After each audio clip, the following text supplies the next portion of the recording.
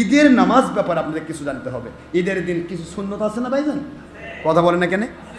আল্লাহু আকবার, আল্লাহু আকবার, লা ইলাহা ইল্লাল্লাহু, আল্লাহু আকবার, আল্লাহু আকবার, ওয়ালিল্লাহিল হামদ। এটা পড়তে পড়তে বের হবেন, কি ঠিক তো? লাইলাতুল, এই যে আপনি ঈদুল আজহাতে গোস্ত খাওয়ান, গোস্ত জবে করে খাওয়া লাগে। আর এটা হলো নাস্তার ঈদ। এটা কিসের ঈদ? কথা বলেন। ফিতর মানে বোঝেন তো? ফুতুর, ফুতুর, ব্রেকফাস্ট, সকালের নাস্তা। আল্লাহ বললেন গোটা মাস ধরে তোমরা খাওনি, আজকে ঈদের মাঠে যাওয়ার আগে আজকে নাস্তা করে বের হও। এই জন্য এর নাম কি দেওয়া হয়েছে? ঈদুল ফিতর। এর নাস্তা খাওয়ার ঈদ। কিসের ঈদ? কর না কেন? নাস্তা খাওয়ার ঈদ। আর ওটা হলো ঈদুল আজহা, গোস্ত খাওয়ার ঈদ। এই নাস্তা খাওয়া, গোস্ত খাওয়া ঈদ চিনে, কিন্তু জান্নাত খাওয়ার ঈদ ঈদে মিলাদুন্নবী চিনে না। কথা বুঝতেছেন নাকি? এরকম বাঙালি আছে না বাংলাদেশে? বাঙালি না, এরকম মুন্সি আছে, ধর্মের লেভেলধারী বেঈমান খারেজি আছে। দুই ঈদ চিনে, কিন্তু ঈদুল আজহা, ঈদুল ফিতর চিনে, কিন্তু ঈদে মিলাদুন্নবী কথা বলে কি হলো? কারণ ঈদুল ফিতরে নাস্তা খাওয়া যায়, আর ঈদুল আজহাতে গোস্ত খাওয়া যায়। ঈদুল ফিতর উপলক্ষে গোটা রমজান সদকা যাকাত চামড়া পাওয়া যায়, ঈদুল আজহাতে চামড়া পাওয়া যায়। কিন্তু ঈদে মিলাদুন্নবীর দিনে রোজা রাখতে হয়, ওই দিন খাওয়াও হয় না, কিছু পাওয়াও যায় না। কথা কি বুঝতে পেরেছেন?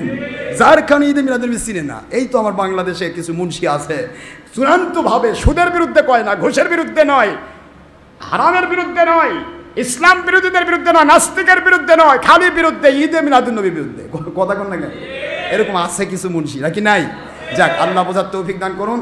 তবে ঈদুল ফিতরে আমাদের কিছু সুন্নত আছে। বাড়ির থেকে আল্লাহু আকবার ধ্বনি দিয়ে বের হবেন, কি মনে থাকবে তো? হুজুর বলেন এই ধ্বনিতে বের হলো, আসলো, নামাজ পড়লো, বের হয়ে গেল। ওই দিন আমার আল্লাহ বলেন যে আজকের দিনে আমি তোমাদের সমস্ত গুনাহ মাফ করে দিয়ে গুনার জায়গাটা আমি নেকিতে পরিবর্তন করে দিলাম। সুবহানাল্লাহ পড়বেন না জোরে? কিছু খেয়ে বের হবেন, সুন্নত। 3টা খেজুর, 5টা 7টা খেজুর, বা হয়তো সেমাই লাচ্চা, যেটা আমার বাংলাদেশে স্বাভাবিকভাবে হয়, এগুলি খাবেন, মিষ্টি মুখ করবেন, খাবার খাইলেন বা পোলাও খাইলেন, যা ভালো লাগে খাবেন, খেয়ে বের হবেন। আর তাকবীর পড়তে পড়তে আসবেন। ঈদুল ফিতরে এই ধরনের সুন্নতগুলি গোসল করবেন। গোসল কি বলে না কেন, কি করবেন? সকালে গোসল করবেন। জুমার দিন আর ঈদুল ফিতরের দিন, ঈদুল আজহার দিন যে গোসল করে, হুজুর বলেছেন সে যেন জান্নাতের পানি দিয়ে গোসল করল। আপনাদেরকে আমি বলছি, আর বলবো না, আর কষ্ট দেবো না। আমরা সবাই মিলে আল্লাহর সন্তুষ্টি হাসিল করি, আল্লাহর পথে নবীজির পক্ষে জুমাতুল বিদাতে শপথ নেই। আমরা যারা নামাজি হয়েছি, রমজান মাসে যে শয়তান নেই, শয়তান বন্ধ আছে, আবার শয়তান যখন ছাড়া পাবে তখন যেন আবার শয়তান আমাদের নামাজ কারে না নেয়। কি কথা করছেন নাকি? আজকে যেমন মিথ্যা ছেড়েছি, রমজান পরে যেন পাকা মিথ্যাবাদী না হয়। কি কন, ঠিক না? এটা বুঝতে হবে।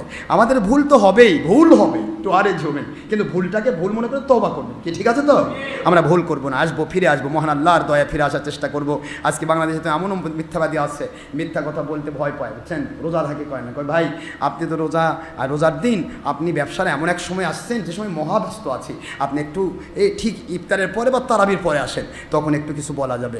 তার মানে মিথ্যা কথা কবে ওই আগে রিজার্ভ করে রাখতেছে, মানে রোজা থাকে তো মিথ্যা বলে রোজার ক্ষতি হবে, এই জন্য ওই শেষ রাতে মিথ্যা কথা বলবে। কি কথা কি বুঝতেছেন? এরকম মানুষ সব বাংলাদেশে বহুত আছি আমরা, মানে কি করে মিথ্যা কথা কওয়া যায়।